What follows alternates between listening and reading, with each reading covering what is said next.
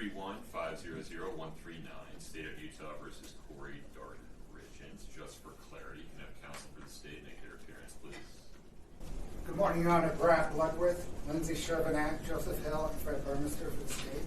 And for the defense, please. Wendy Lewis, Catherine Nestor, and Alexander Robles for Ms. Kouri Richins. Okay.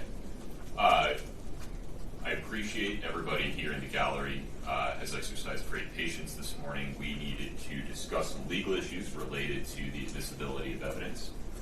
Couldn't have had that discussion in the presence of the public in a way that would preserve the integrity of the process going forward. So I appreciate your patience. Mr. Bloodworth, before we get rolling this morning, I understand there's some housekeeping details we need to address. Yes, Your Honor. The state would like to provide the court with something of an overview regarding how the state will present its preliminary case. The state has presented most of its evidence and arguments in paper in advance of today, notably including the transcript of the detention hearing, which the court has already admitted into evidence, along with 60 and 6 now other exhibits. We intend to be mindful in our presentation to not belabor well-established evidence. To that end, we ask that the court moves along when appropriate. The opposite, of course, holds true. If the court seeks additional information, if the court would let us know, we will present it. Understood. Speaking of our papers, back in May, the state had submitted a bench memo. I have two errata that I would like to put on the record. The first is on page 20 and 24, Your Honor. There's a date that refers to Friday, March the 5th, 2022. As a calendar will tell us all, that was Friday, March the 4th. Okay, got it. At page 10, in reference to a divorce consultation, the state wrote that occurred in January of 2022. The state asked that the court strike the date. The court will call some litigation related to this matter that occurred after the state filed that bench memo. That litigation revealed that date was not accurate. Any others? Those are the errata, Your Honor. The state will call in its presentation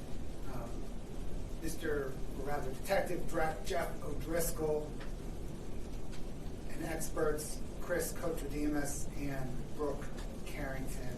The state has provided the defense with advance notice of those witnesses. When the state calls Detective O'Driscoll, the state will not conduct a direct exam. Instead, the state will refer the court to his testimony at the detention hearing. The state is essentially offering Detective O'Driscoll for cross-examination by current defense counsel within that scope as, in the best interest of a fundamentally fair proceeding, since they've not yet had an opportunity to cross-examine him.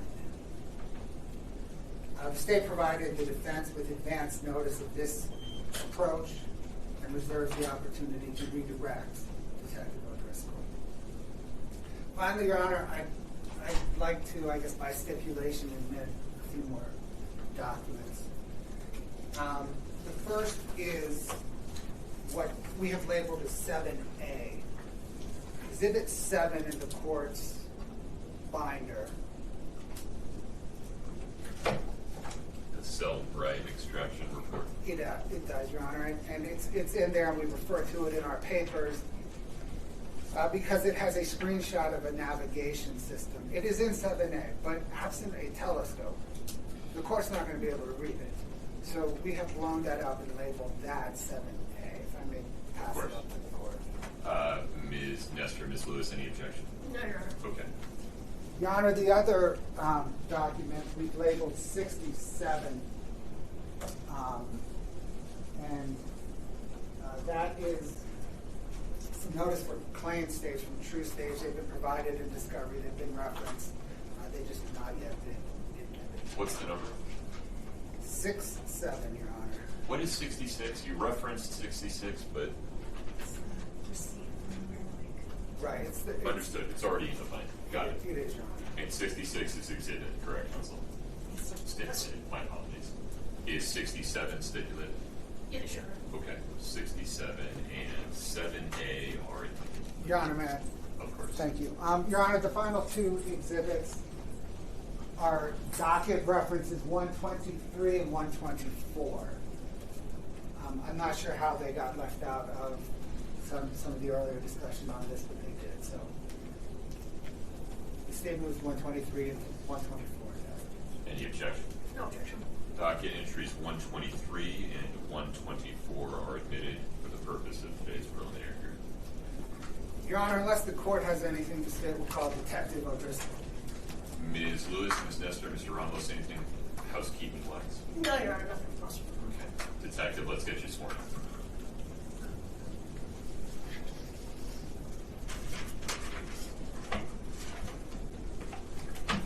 Do you solemnly swear the testimony you're about to give in the matter before the court to be the truth, the whole truth, and nothing but the truth, subject to defeats and penalties of perjury?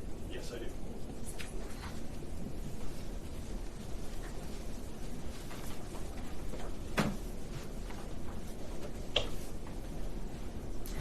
Your Honor, the state tenders Detective O'Driscoll for cross-examination within the scope of the direct conducted at the detention unit. Understood.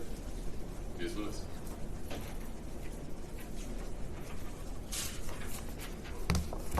Good morning, Detective. Good morning. We haven't met. I'm Wendy Lewis, I'm one of Ms. Richins' attorneys. Thank you. So, Detective O'Driscoll, when was it that you were first asked to take over this case? In March of 2023. And who was on this matter before you as the lead detective? Detective J.D. Woody. All right. And why was this matter turned over from Detective Woody to yourself? Detective Woody moved divisions from the Investigations Division to the Patrol Division. She had an opportunity to have some auxiliary assignments that are only available in that division, specifically a K-9 handler position. Okay. Did you ever become aware of any evidence or any issues with Detective Woody mishandling evidence in this case or other cases? No. All right. When you first took over this case in March of 23, what was it that you reviewed initially? I was not able to review the entirety of the information that was available in the case, but specifically, most of the information that I received was from updates from investigators that had been working the case prior to me. I was able to review some of the supplemental reports that had been entered into our CAD file, but I don't recall the entirety of every document or piece of information that I reviewed. Did you review all the police reports that had been written up to that point? From our office? Yes. I don't believe so. Did you review all of Detective Woody's reports? I believe so, yes. Okay. Now, who did you interview initially when you first took over this case? The first interview I conducted, I believe, was with Ms. Richins. All right. So that interview, well, I'm going to get back to that in a minute. Before we talk about the interview with Ms. Richins, did you, I'm going to go back to the early morning of March 4th, 2022. Okay. Did you review evidence about the investigation that was done that night? Yes. All right. And what investigation was done at the home that night? Or that early morning hours of March 4th, 2022? Responding deputies conducted an initial interview with Ms. Richins. Detectives were then called out, and they conducted, I believe, a separate interview with Ms. Richins as well as other people that were then at the home by the time they arrived. And I believe they conducted a search of the home for any kind of evidence that may have helped them understand what had happened. And what was seized from the home that night as potential evidence? Are you aware? I don't know a complete list, no. Are you aware if anyone was searching for any illegal drugs in the home that night? I do not know. Were any illegal drugs found in the home that night, that I early don't morning? believe So no fentanyl was found in the home. so.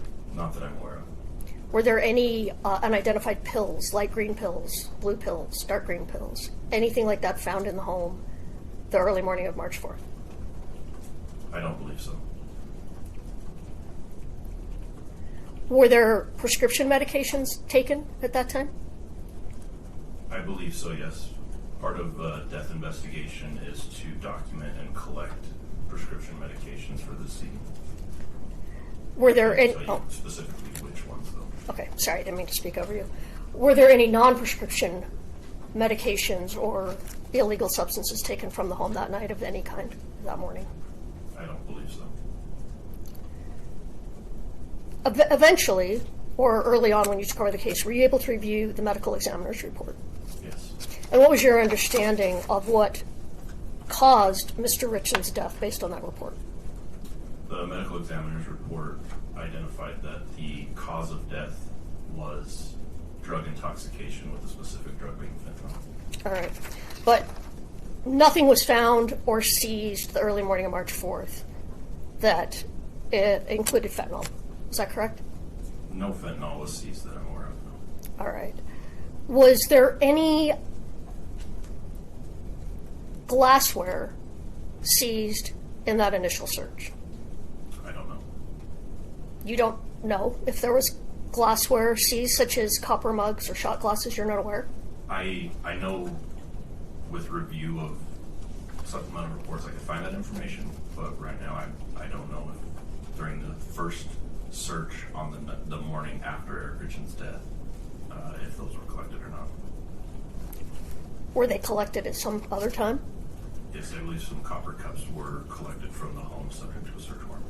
All right. When was that search warrant that was executed on the Richins home? You said after. There were multiple that were executed. The first one after Eric Richins' death, I believe, was in April that same year, mid to late April. I don't remember an exact date. Was this after the medical examiner's report had been reviewed? Yes. Were you present for that? No. But you reviewed reports regarding that search? Yes. Was there any Oxycontin found in that search?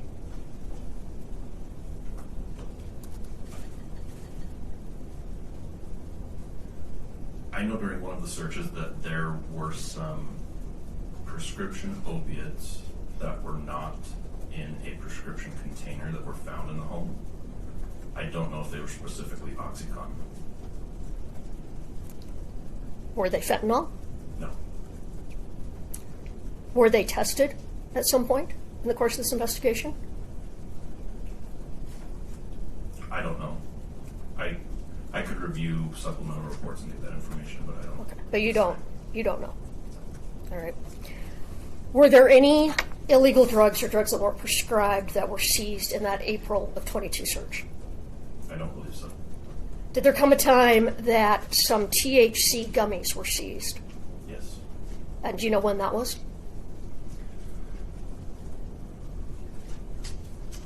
I would have to check dates on the receipts of those items and evidence. It could have been during that first search in April, or it could have been on a subsequent search. I'm not sure. Oh, so there may have been illegal substances or THC, which is an illegal substance, found in that search. I believe THC was found in the home during one of the search warrants executed on the home. All right. And were they in the form of gummies or some other form, the THC? They were edibles. Edibles. So were the edibles, were you made aware, or are you aware of who the edibles belonged to?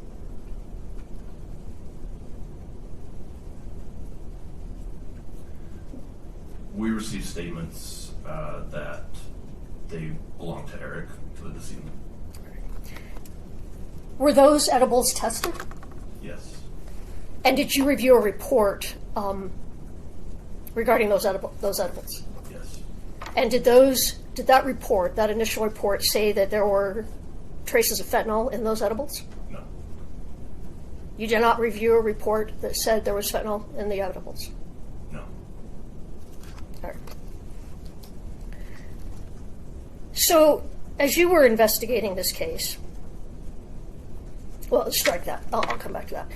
So you talked about that your first interview in this case was with Kouri Richins. What was the date of that interview? I believe it was April 14th of 2023. So this was about 13 months after Mr. Richins' death. Correct.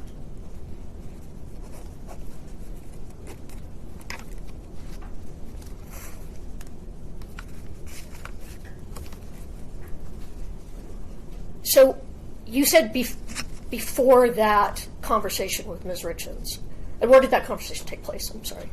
At her home at 282 West Willow Court in Francis. All right. And you had reviewed a number of reports prior to that interview. Several, yes.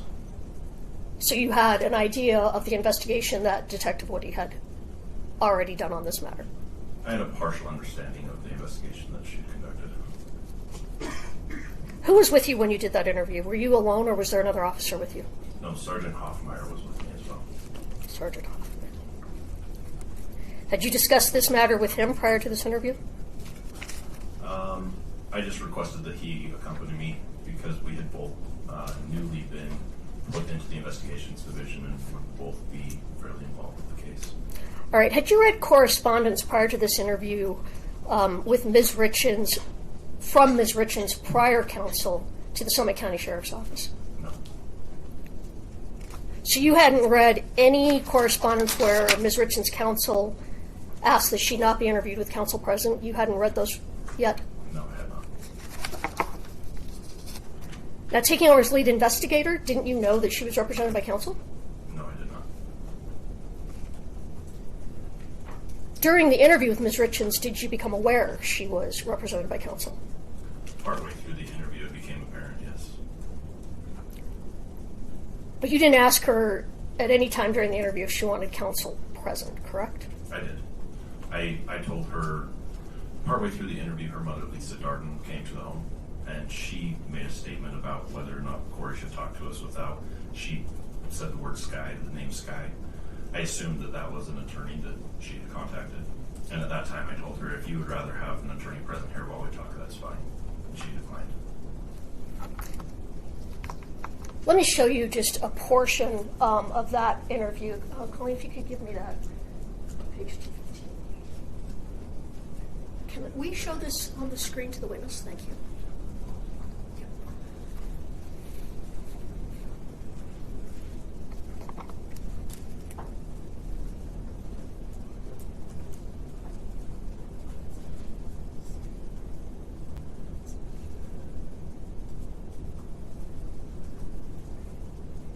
If I could direct you, Detective, to the very bottom of that page as your statement at the bottom of that page. If you could just review that, not read it out loud, but if you could review that.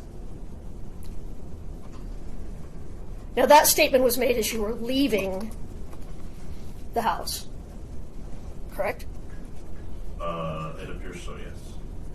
And do you recall that statement that you made to Ms. Richins as you were leaving the house? Yes. And what was it you told her then?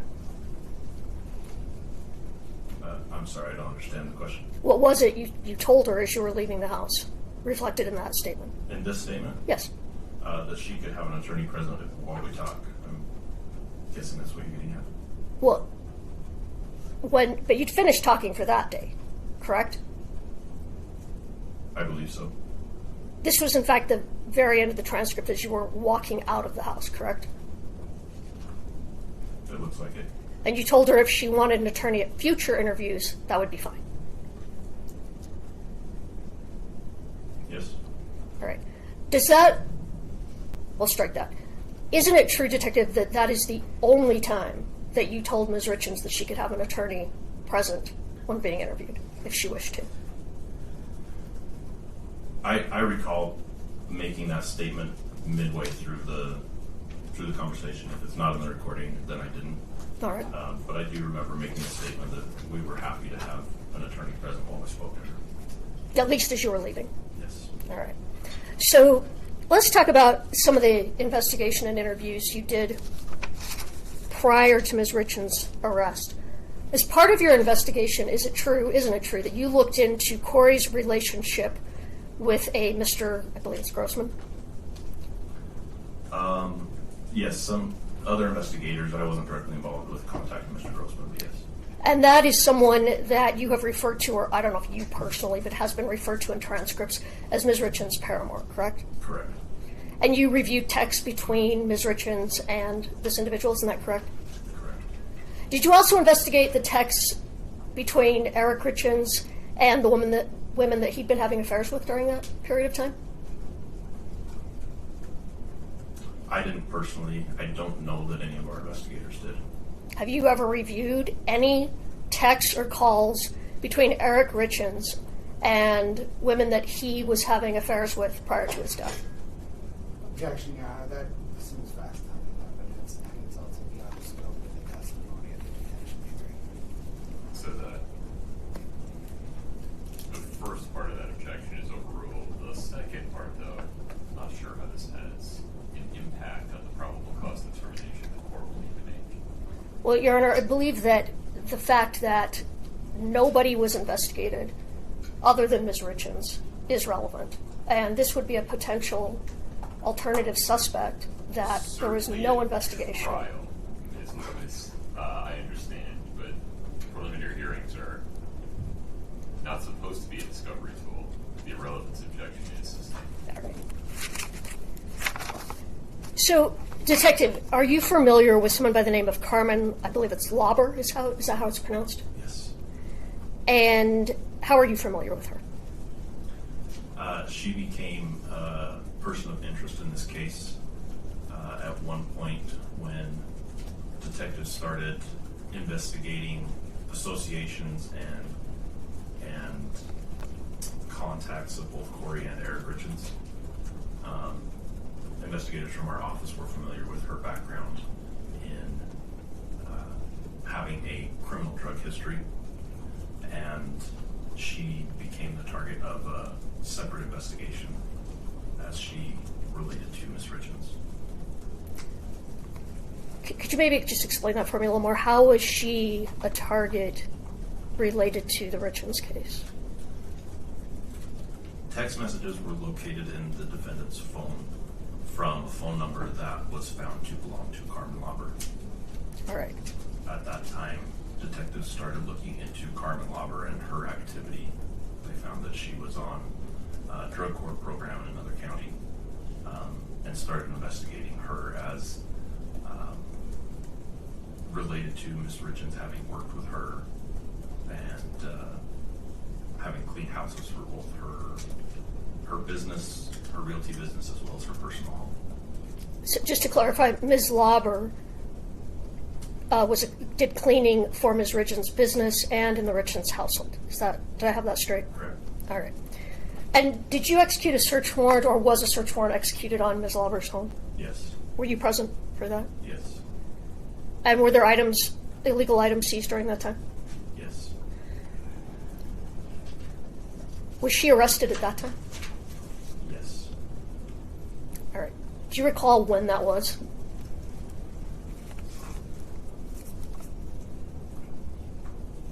I believe it was towards the end of April 2023. All right, I don't know an exact date.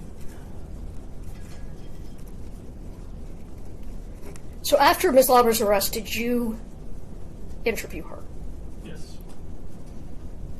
How many times have you interviewed her since April of 2023? You or others associated with this investigation, if I clarified.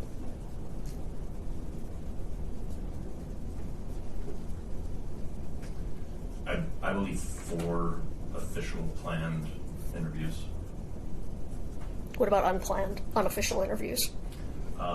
I've spoken with her, but not in an interview setting, since that's what I'm getting at. Interviewing her in connection with this case, there were 4 that I'm aware of. Do you know how many hours you've spent interviewing her or others associated with this case?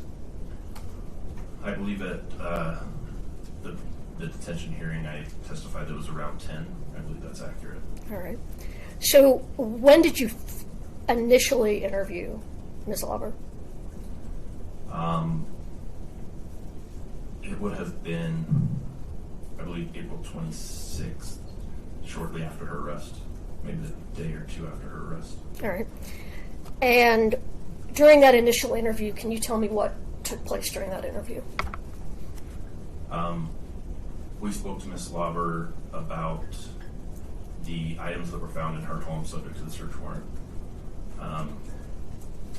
We told her that the charges that she was facing, that she was on drug court probation for in the outside county,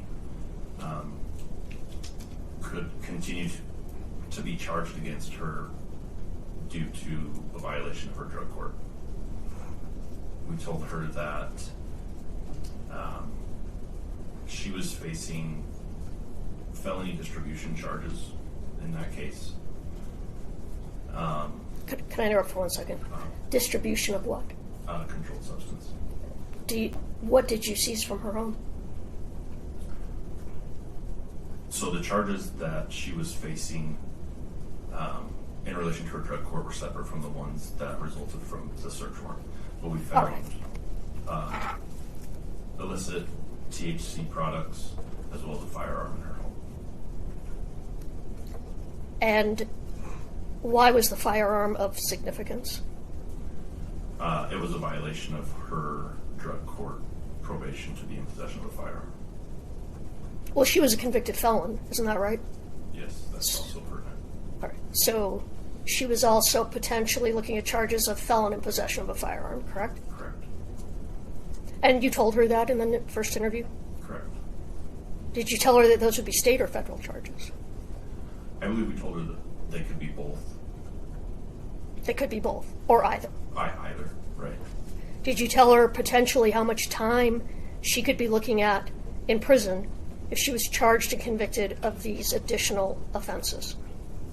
I don't recall saying a specific number of days, but I know we made mention that there was significant jail time attached to those charges. Significant prison time. Prison time. All right, so what did she tell you in that first interview about her associations with Kouri Richins? She confirmed that she had worked for Kouri in the past.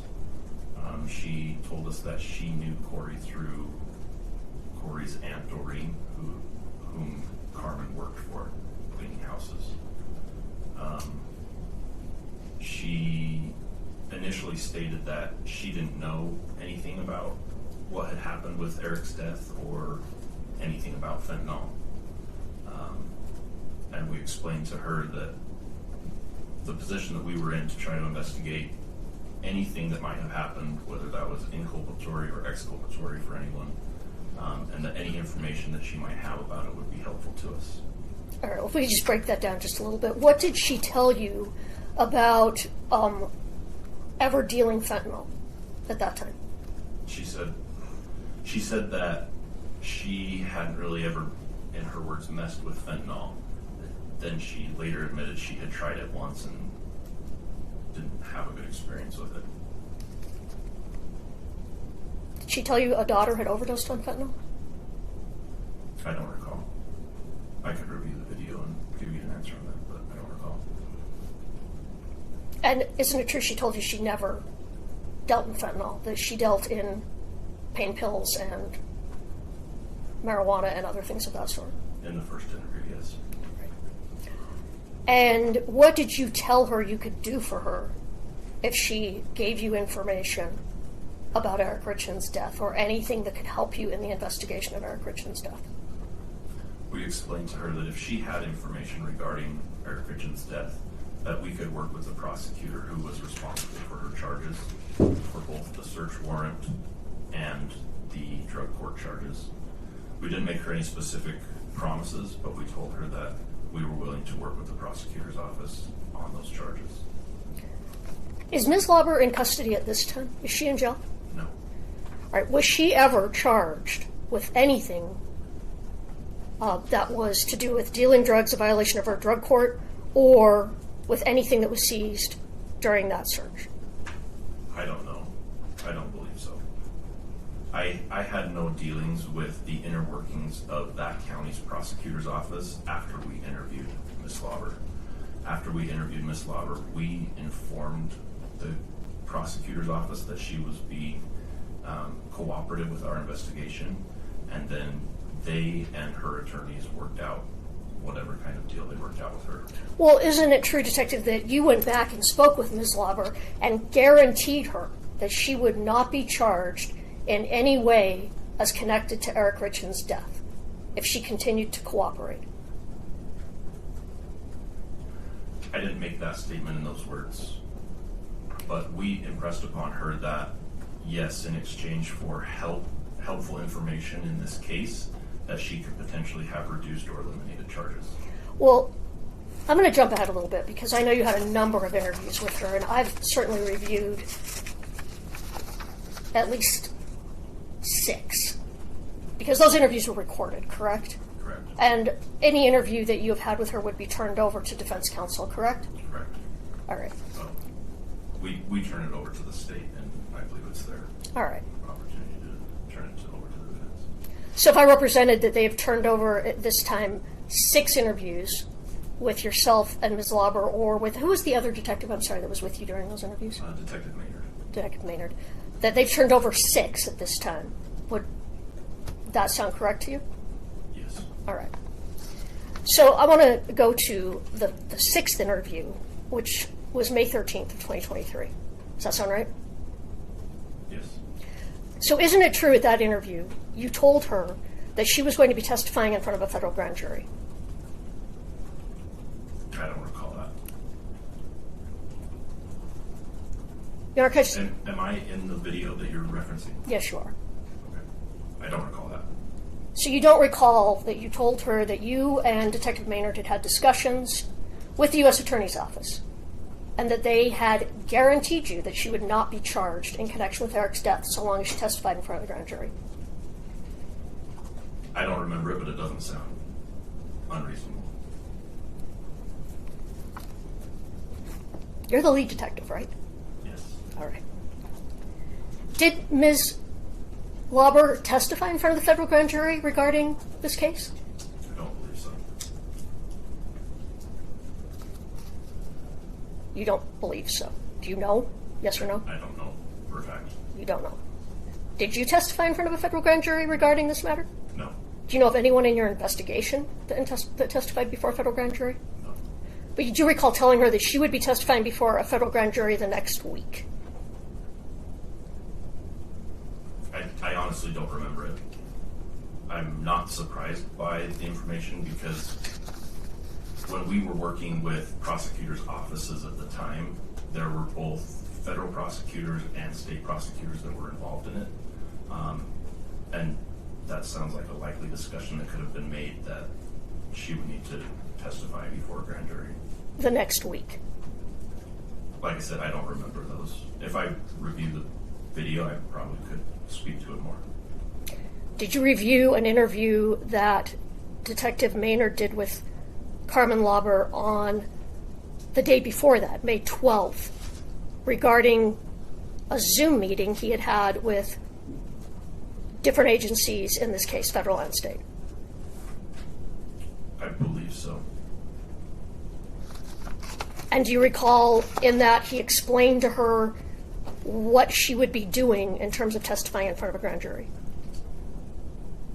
Again, I don't recall the discussion about the grand jury. If I review the video, I could speak to it more, but I just don't recall it from my memory. All right, do you I recall? don't believe that video is one that I have recently reviewed. I reviewed the initial 3 or 4 that we had with Carmen prior to this hearing. All right, we'll go back to those in just a minute.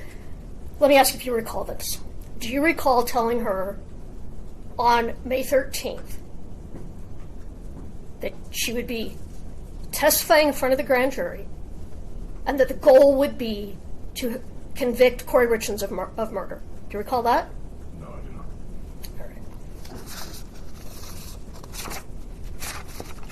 Ms. Lauber got a letter of immunity from the United States Attorney's Office for the District of Utah, did she not? I believe so, yes. But you don't know if she testified in front of a grand jury. I do not. All right. So tell me the first interview. I'm gonna go back now to that initial interview in April of 2020, or April 27th of 2023. Okay. How did that interview end? Can you tell me the date again? April 27th, the first time we... Yes, the very first time you interviewed her. We told her that she probably had some things to think on and consider, and that if she decided she wanted to talk to us about this case, that she could contact us, or that we would be in contact with her again shortly. Yes. So did you tell her you'd be back in a few days after she had some time to think about what had happened? Yes. All right. And did you go back in a few days? Yes. Do you recall the date that you went back? Well, I believe it was the following Tuesday. So if I told you that was May 2nd, 2023, would you have any reason Sounds to... accurate, yes. I'm sorry, I don't mean to talk over each other. Go ahead. That sounds accurate, yes. All right. So the second interview. What did you tell Ms. Lauber in that interview? We told her a lot of things. Do you want to talk about something specific? All right. Did you ask her if she'd had time to reconsider her relationship or her activities with Ms. Richins? I believe so. When we first sat down and she entered the interview room, she immediately started telling us that she had been thinking about calling us and wanted to talk to us. All right. And you reminded her that she was looking at serious charges, and you guys would have her back. You would help her if she cooperated. Yes. Had you seized a phone, a phone from Ms. Lauber at that time? Yes. Was there more than one, or did you just seize one phone? There was more than one. There were two, I believe, that we relied on for evidence and content. There were multiple old phones, I believe, that were seized from her home, but the two that we downloaded and were subject to our investigation, there were two. Were either of those phones, were either of those phones ones that she was using in March of 2022? I believe so, yes. I think one of them was. All right. So what did she tell you in that second interview about communications between herself and Ms. Richins that she thought might be helpful to you? Sorry, I'm grabbing her.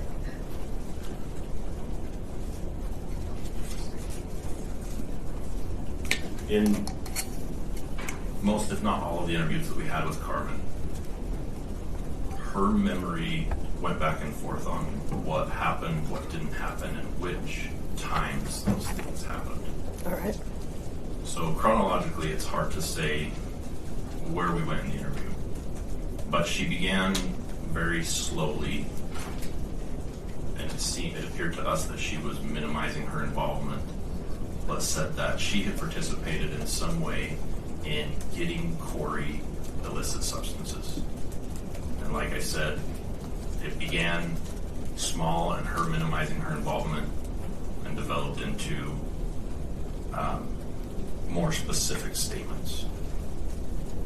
And these statements took place over the course of 3 or 4 additional interviews. Correct. Your Honor, the state objects on relevant grounds. As the court's aware, Ms. Lauber submitted testimony by 1102 witness statement. And the standard for the preliminary hearing is notwithstanding credible testimony to the contrary. The court's also well aware that Article 1, Section 12 of our Constitution and progeny case law says that discovery is not a proper purpose for this hearing. Well, Help me out where we headed here. Well, Your Honor, Mr. Bloodworth had stated as we were at the beginning of the hearing that in large part he was putting Detective O'Driscoll on in the interest of fairness and justice because Ms. Richins' current counsel had never had the opportunity to cross-examine him on his prior testimony. And he testified in his prior testimony about these things. So my understanding was that this was our opportunity, since we haven't had one before, this what was agreed upon and represented to the court, to cross-examine him about that prior testimony, even though this is the preliminary hearing. And these facts very much go to probable cause. It's the last part that I'm not following you on. How do these go to probable cause? I don't think I've heard anything that sounds like testimony that Carmen Lauber did not have the opportunity to perceive or know the things that she claims to have perceived or known. I don't get to weigh credibility outside of those extraordinary circumstances at a preliminary hearing. I'm trying to give you as much latitude as the state will agree to. I'm staying out of the way, but at some point the limits on the probable cause determination kick in. All right, well, based on the earlier discussion with the court, I'd like to go a little farther in terms of reviewing his testimony from the prior hearing. Understood. If need clarification of it, but if I imagine, don't hold me to this, but I imagine that if we keep reviewing the investigative steps and potential sources of bias on Ms. Lauber, you're going to continue drawing objections regarding relevance. I understand. All right. We'll give Ms. Lewis some additional limited latitude here, Mr. Bloodworth. Let's see where we go. So when you testified before, did you testify as to how many times Ms. Lauber had allegedly provided drugs to Ms. Richins? I believe so, yes. And how many times did you say that happened? At that time of testimony, we understood there to be 3 transactions that Ms. Lauber participated in with Ms. Richins. And what were the dates of those 3 transactions? February 11th, February 26th, and March 9th of 2022. March 9th, after Mr. Richins had passed away. Correct. All right. And did you testify at the prior hearing, or do you recall what Ms. Lauber said she provided to Ms. Richins, what sort of drugs she provided to Ms. Richins on those 3 occasions? Again, it went back and forth with details and was clarified the more information she was presented with from phones and other physical evidence. The determination we came to after the conclusion of all 4 interviews was that she had procured some type of prescription or non-prescription opiate on the first transaction, and that the following 2 were fentanyl pills, counterfeit fentanyl pills. And so you said that in the first interview, she told you that she didn't deal in fentanyl. Can you just explain what you did in your investigation to try and confirm? How did you come back around to that it was fentanyl? So in the initial interview with Ms. Lauber, and the statements she made about not having dealt in fentanyl before, in my opinion, my experience with interviewing people, especially in custody, I think she was minimizing her involvement. I think she was trying to cover herself from any type of further legal problems. And then after we came back the second time, I think she had changed her mind about how much information she wanted to reveal to us. And that's when she started talking to us about the fentanyl pills, and that she recalled specifically that they were fentanyl. And did you interview other people regarding those transactions? Investigators from the Summit County Sheriff's Office did, yes. I wasn't involved in every single interview, but yes. Did she tell you how many pills total that she provided to Ms. Richins, or that she recalled providing? One moment, please. Mr. Lund. Your Honor, the state renews its relevance and objection. What's going on here is the defense counsel is asking questions about the detention hearing, which the defense counsel has a transcript of. Did she tell you this? Well, we know this because he testified to it. Let's just assume that this question, which goes directly to the probable cause determination, is foundation for whatever's coming next. Thank you. So I'm going to allow this. I appreciate it, Your Honor. All these recordings are, all these interviews are recorded in discovery and can be evidence. I understand. Your objection to the extent as to relevance is overruled. Ms. Lewis, please proceed. did she tell you a number of pills, the number of pills she provided to Ms. Richins? Are you meaning in total or per transaction? Either way, whatever is easiest for you to explain. She made an estimate of approximately 15 to 30 pills per transaction. All right. So a total of Maximum 75, 90, 30 to 90, 30 to 90. 45 to 90 pills. All right. Did you have any of those pills ever been found? No. None in the Richins' home, No. correct? None in Ms. Richins' car, correct? No. So you've never had the opportunity to test any pills that were allegedly provided from Ms. Lauber to Ms. Richins, is that correct? Correct. Not one, correct? Correct. So the only knowledge you have as to what those pills were came from Ms. Lauber, correct?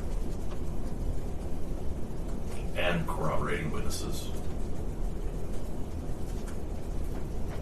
Corroborating witnesses that, That supplied Ms. Lauber with the pills or put her in contact with the person that supplied her the pills. All right. Or drove her to the transactions where the pills were purchased. okay. Again, though, have you tested any of those pills or found any of those pills so they could be tested? No, we have not. So you actually do not have any idea what the pills were that were given to Ms. Richins, correct? Just based on the testimony, witness statements by Ms. Lauber and others. But you don't know. I don't know. So you don't know if the pills were OxyContin, correct? No, I do not. You don't know if the pills were fentanyl, correct? Based on what Ms. Lauber told us, she was sure that they were fentanyl. And her description of them match what I know currently to be Drug Trends street illicit fentanyl pills, with the description being a light green to blue round pill. So let me ask you again. Do you know if any of those pills contain fentanyl? No, I do not. Do you know if these pills contained illegal drugs, opioids of any kind? I do not.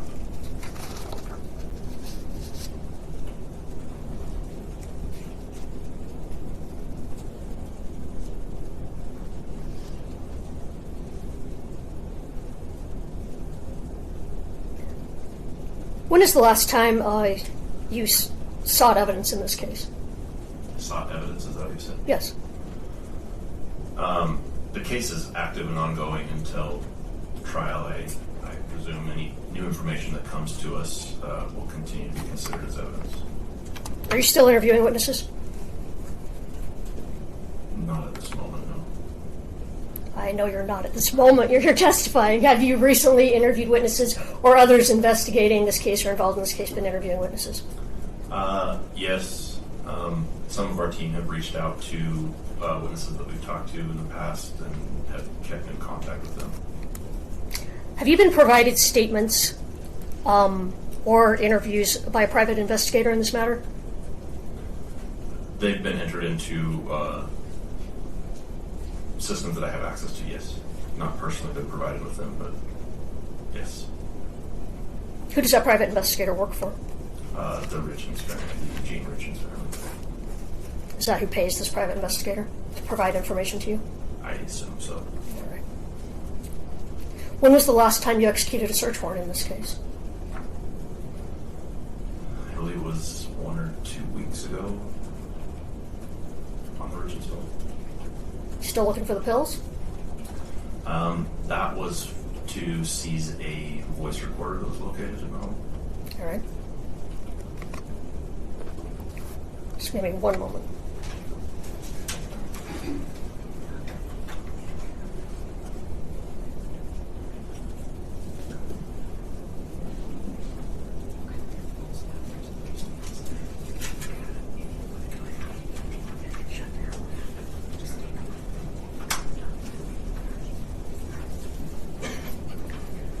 Just back up for one moment about the pills. So you said you interviewed other people. I think it was one other person who provided allegedly the fentanyl to Ms. Lauber. Is that correct? there were two individuals that we interviewed that were reported to have provided Ms. Lauber with the pills. One with the non-fentanyl opiates and then with the fentanyl pills. Okay, so one provided the one that did not have fentanyl, and one provided the ones that she claimed did have fentanyl. Correct. Okay, so that individual, or actually either of those individuals, were they manufacturers of those pills? I don't know. I don't believe so. Well, one of them told you it was her prescription, correct?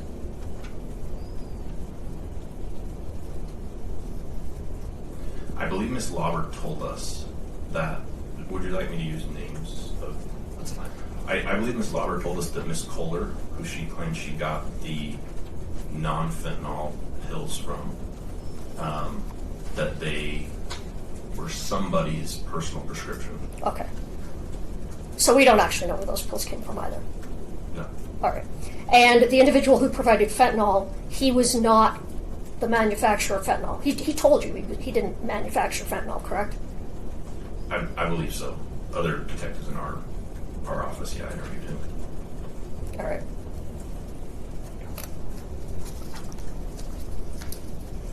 Do you know what red devils are? No, I do not.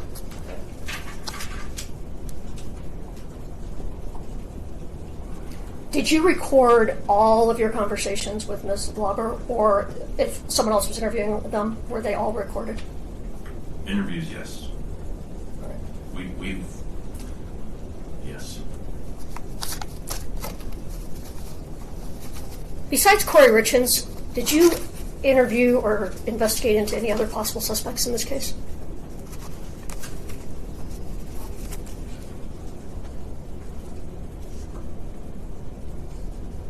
Interview, no.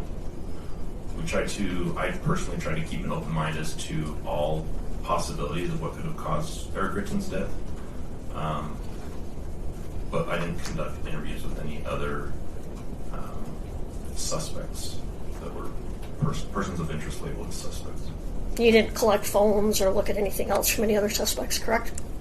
We collected several phones from involved individuals in this case, and potentially people that could have had access to the Richins home at different times, that could give alternate explanations of how the fentanyl got in the system. But I didn't conduct any interviews of individuals regarding their involvement. All right. One quick moment.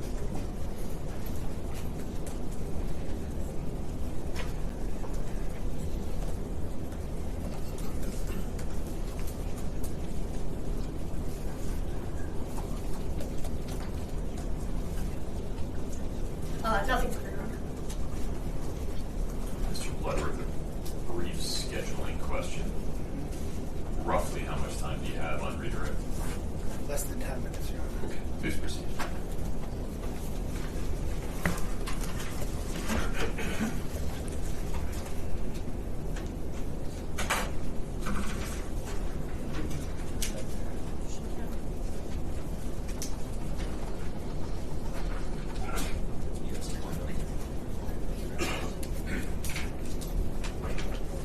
Wayne, can we get some more water?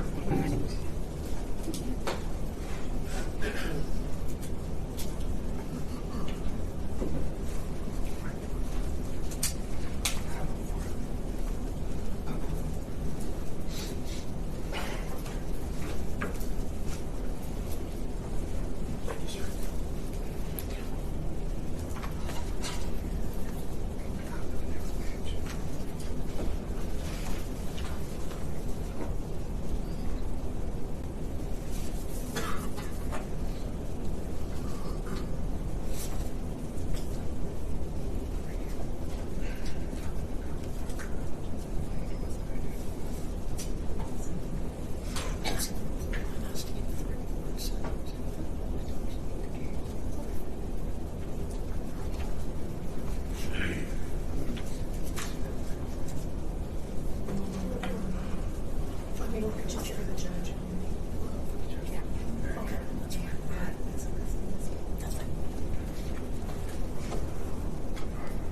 Your Honor, I've marked the State's Exhibit 68, Utah Bureau of Forensic Services forensic analysis report related to the collection of THC gummies.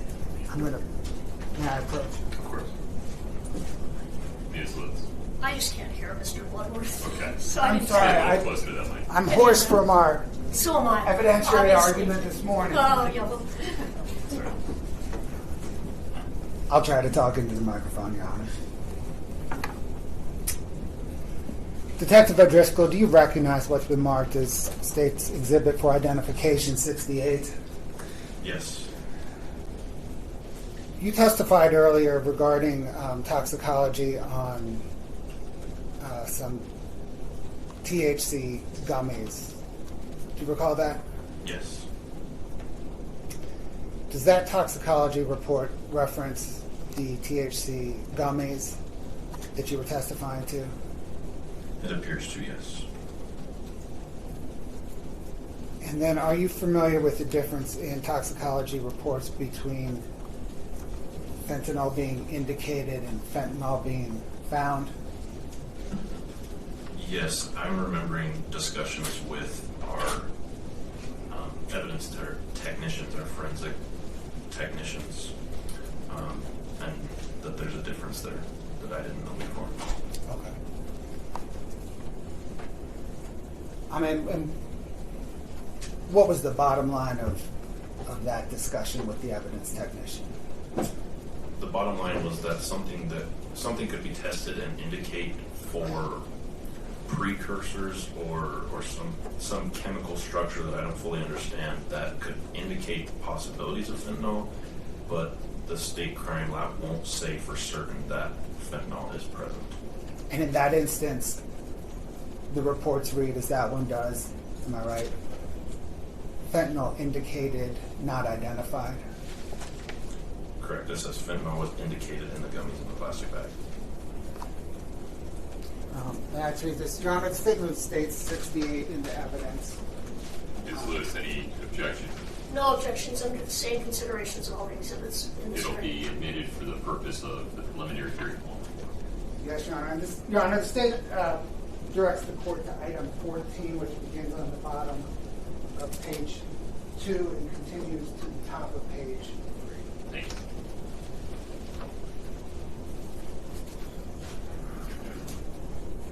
Detective O'Driscoll, you testified on cross-examination regarding interviews with Carmen and Lauber. You remember that? Yes. Are all those interviews either audio recorded, video recorded, audio recorded or audio and video recorded? Yes. And to the extent your testimony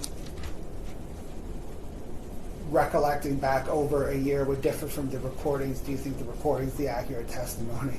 I do. I sympathize with Ms. Lauber at this point, having been a year past the last time we talked about this. Sure.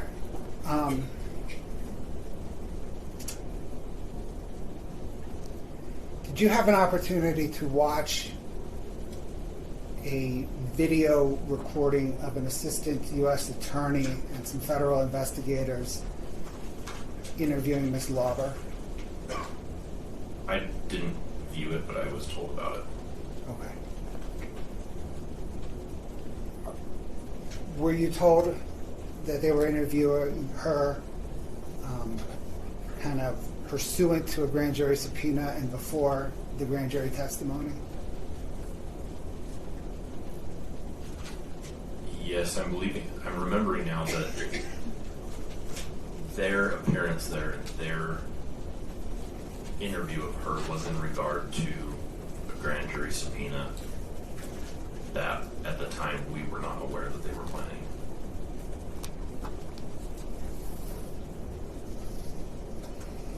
Regarding Ms. Lauber's testimony, Ms. Lauber's interview with you and Detective Maynard, I want to perhaps clarify some of the transactions. Is it right to say that Ms. Lauber testified to one transaction with Susan Kohler involving Roxy's? Yes. And then a transaction involving fentanyl on February the 11th, a second fentanyl on February the 26th, and a third on March 9th. Yes. Regarding the fentanyl portions of the conversation, separate than the Roxy portions of the conversation, did detectives from Summit County talk with the intermediary between Carmen Lauber and the ultimate fentanyl dealer to Ms. Lauber? Yes. And did that intermediary say that Ms. Lauber requested fentanyl? Yes.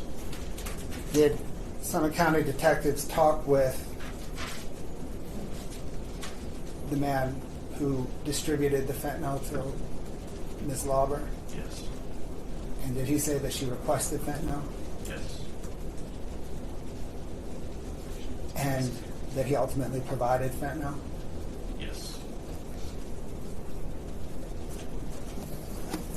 Thank you, Your Honor. Nothing further.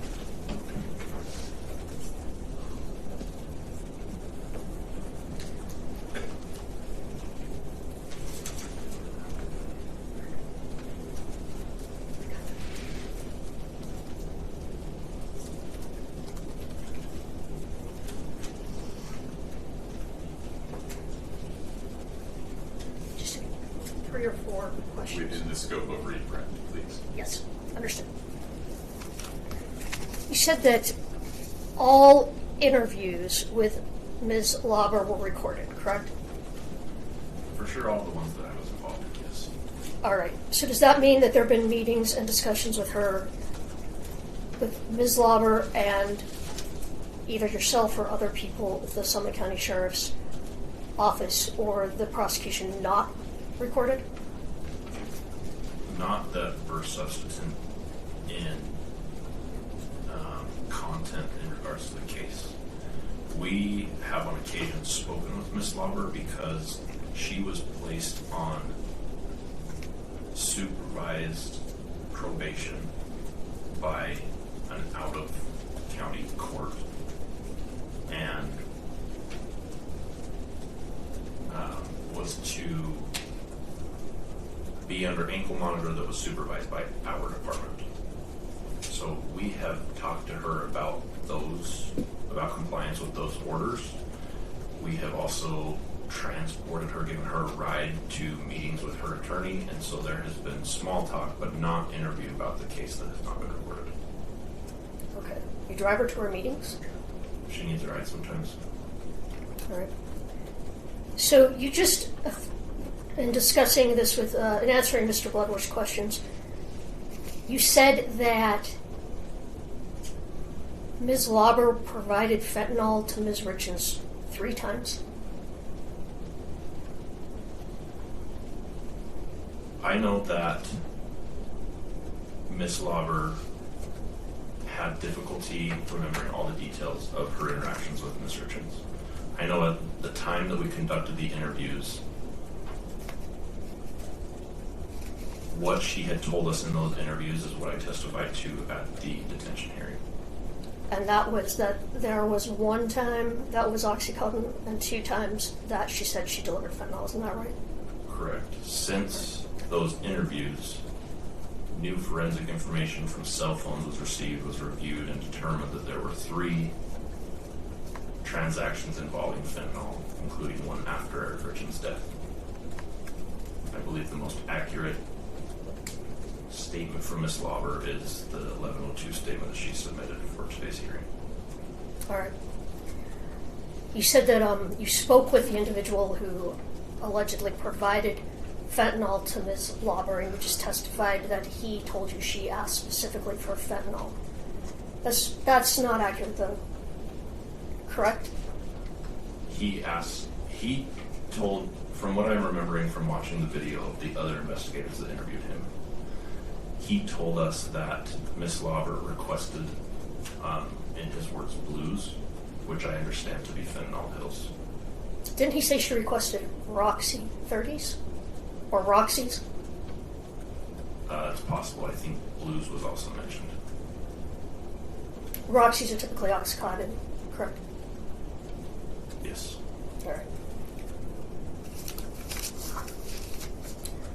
So as you're sitting here today, Detective, can you say with certainty that the pills that Ms. Lauber allegedly gave to Ms. Richins were the pills that were taken by Eric Richins, or were pills that were taken, if any pills were taken, by Eric Richins? No. And as you sit here right now, do you have any idea, like actual knowledge, not an idea, let me rephrase that, do you have any knowledge of how fentanyl got into Mr. Richins' system? Mr. Richins' system. I'm sorry. No. I have nothing further. Anything further for the detective, Mr. Lauber? No, Your Honor. You can step down, sir. Thank you. Mr. Bloodworth, it's now an appropriate time to take a lunch break. Yes, Your Honor. Ms. Lewis, any objection? No, Your All right. Come back at 1:30. Does that sound workable? Yes, sir. Thank you. Okay. We will be in recess until 1:30. Please follow the deputy's instructions so we can do this in an orderly way. I wish you all the very best. Thank you. Court's in recess. Alex, would you accept your